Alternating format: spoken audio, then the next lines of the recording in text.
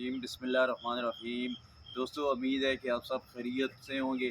آج کی بات تھوڑا سا شہباز شریف کے کل کے بیان کے اوپر اور ان کے رکھے ہوئے چیلے عطا تارٹ کے اوپر بات کریں گے، جو کہ اس وقت پاکستان کے اندر 1997 کی 1 میں جو ہوا چلی تھی، اس طرح کی ہوا کو وہ تاؤ دے رہے ہیں اور حالات کچھ اس طرح بنا رہے ہیں، اپنے اوپر سے ملبہ اٹھا کے پھینکنے کے لیے پورے کے پورے ملک کو داؤ پہ لگا رہے ہیں۔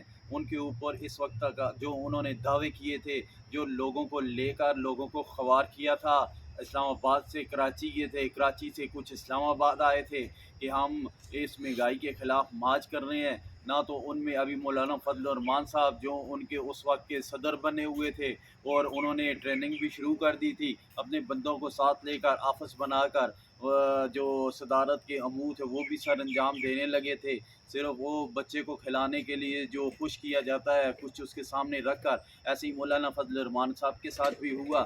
تو اس وقت تو ان کا نام و نشان نہیں ہے کہ وہ کہاں ہیں، کدھر ہیں، کس حال میں ہیں، ان کا کچھ پتہ عطا نہیں ہے کہ آ کے کچھ بیان ہی دے دیں، کچھ کسی طرح کی بات ہی کر دیں۔ اور اس وقت کی ٹی ایل پی جنہوں نے اس وقت روڈیں بلاک کی ہوئی تھی، جن کو اس وقت فرانس کا وزیر ملک سے نکالنے کے لیے ریاست کے ساتھ ٹکر لینے کا شوق تھا، بعد میں پاکستان کے اندر ایک قانون چینج ہوا، جو فحاشی کا سب سے بڑا قانون دنیا کے اندر، جو غیر اسلامی طاقتیں تھیں وہ پاکستان کے اندر اس قانون کو نافذ کرنے کے لیے بہت زور لگا رہی تھی، بہت تک و دو میں لگی ہوئی تھی کہ کیسے بھی اس ملک کے اندر اس قانون کو نافذ کیا جائے، لیکن ان کو ایسا فیمیل لیڈر پاکستان کے اندر نہیں ملا تھا، شیمیل لیڈر بولوں گا، سوری۔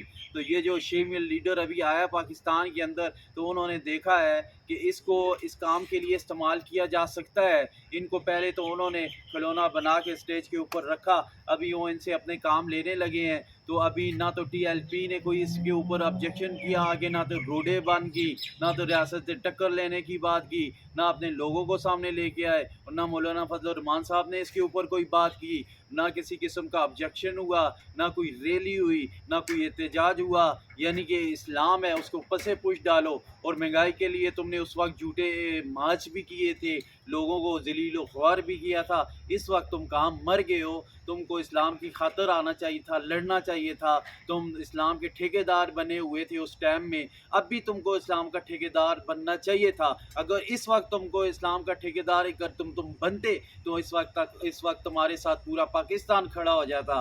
تو تم لوگوں کو صرف اور صرف اپنی جیبوں کی، اپنی دنیا کی، اپنی خود سی بنگلہ نمبر 22 کی فکر میں لگے رہتے ہو، تم کو اسلام کی کوئی فکر نہیں ہے، تم دنیا کی فکر میں مگن ہو، تو اسی لیے تمہارے اوپر عالم حق سے ہٹ کے عالم سو کی طرف بندے کا ذہن جاتا ہے جب بھی تمہاری سوچ ذہنوں کے اندر آتی ہے۔ تو اس سے ہٹوں گا، اپنے اصل مقصد کی طرف آتا ہوں۔ تو جو مسلم لیگ نون ہے، اس وقت زرداری نے تو اپنا کھیل کھیلا اور ان کو ایک ایسے ڈبے میں لا کے بند کر دیا جس میں آئل پڑا ہوا ہے، جدھر کو پاؤں رکھتے ہیں ادھر ہی پھسلتے ہیں اور گرتے ہیں۔ تو ان کو اس ڈبے سے نکلنے کے لیے کوئی راستہ نہیں نظر آ رہا، تو انہوں نے ڈبے میں چھید کرنے شروع کر دیے ہیں، کوشش کی ہے اس میں سے سوراخ ہو جائیں، بس تو ہماری جان کیسے بچ جائے۔ اب ایسے بچنے والے نہیں ہو، تم لوگوں نے جو راستہ اختیار کیا ہے بچت کا، تمہارے ہر طرف موت ہی موت ہے۔ تم نے عوام کو مہنگائی کی اس دلدل میں لے کر گئے ہو اپنے ساتھ میں، جہاں سے کوئی ان کو واپس لانے والا نہیں ہے۔ خزانے کے اندر 22 ارب ڈالر روپیہ پڑا ہوا تھا، لوگوں کو 150 روپے میں پیٹرول ڈیزل مل رہا تھا، اور جو مہنگائی تھی اس کو بھی بولا جا رہا تھا کہ ملک کے اندر مہنگائی ہے، اس کا کوئی سدے باب کیا جائے، اس کی کچھ قیمتیں کم کی جائیں، عوام کو ریلیف دیا جائے، غریب عوام کو۔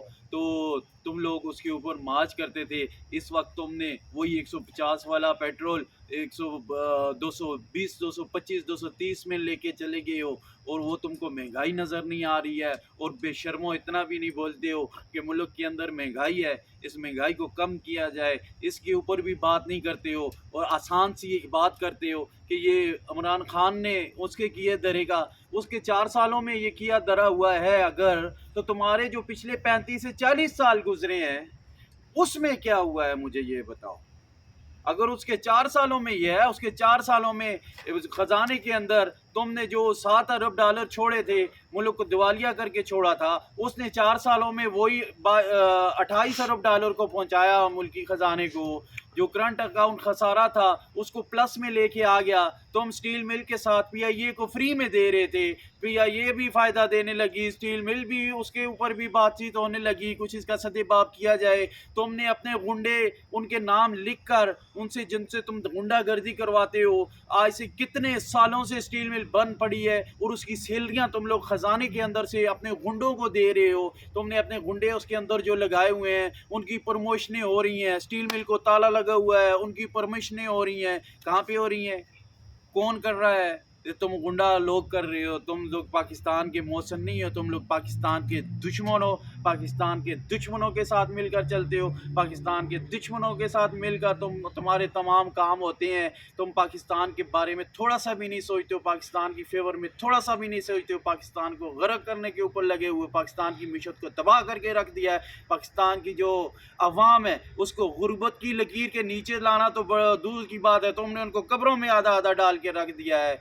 तुम जैसे नासूर जब वक्त तक हमारे मुल्क के ऊपर से हट नहीं जाते, ख़त्म नहीं हो जाते, उस वक्त तक बहुत मुश्किल है। और एक मौसम पाकिस्तान आया और तुम सब के सब कुत्ते एक जगह में हो गए। कोई किसी का पेट फाड़ कर पैसे निकाल रहा था, कोई किसी को रोडों के ऊपर घसीट के उसके पैसे निकाल रहा था। तुम सारे ऐसे ऐसे जफ्फियाँ डाली तुम लोगों ने, ऐसे जफ्फियाँ डाली। तुम लोगों की मोहब्बत हमसे छुपी ढकी नहीं है।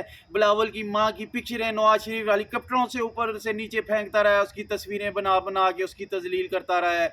आज बिलावल कैसे उसको जफ्फी डाला हुआ है। तुम नासूर हो मुल्क के ऊपर, तुमने इसलिए जफ्फियाँ डाली हुई हैं, एक दूसरों के पेट फाड़ने वाले थे तुम। जब हक का रास्ता आया तुम सब कुत्ते एक जगह में भी हो गए हो, लेकिन मुल्क का तुम लोग कुछ भी उसका बिगाड़ नहीं सकते हो। वो एक तुम्हारे ऊपर बारी है इंशाअल्लाह, और बारी रहेगा। उम्मीद है कि मेरी वीडियो आपको पसंद आई होगी। अगर पसंद आई है तो इसको शेयर ज़रूर कीजिएगा, ताकि मेरा ये पैगाम मेरे मुल्क के एक एक बच्चे, एक एक नौजवान और एक एक बूढ़े तक पहुँचे, ताकि सबकी अकलों में से पड़ा हुआ पर्दा हटे और सबको समझ आए कि पाकिस्तान का मौसन कौन है और पाकिस्तान का दुश्मन कौन है। शुक्रिया।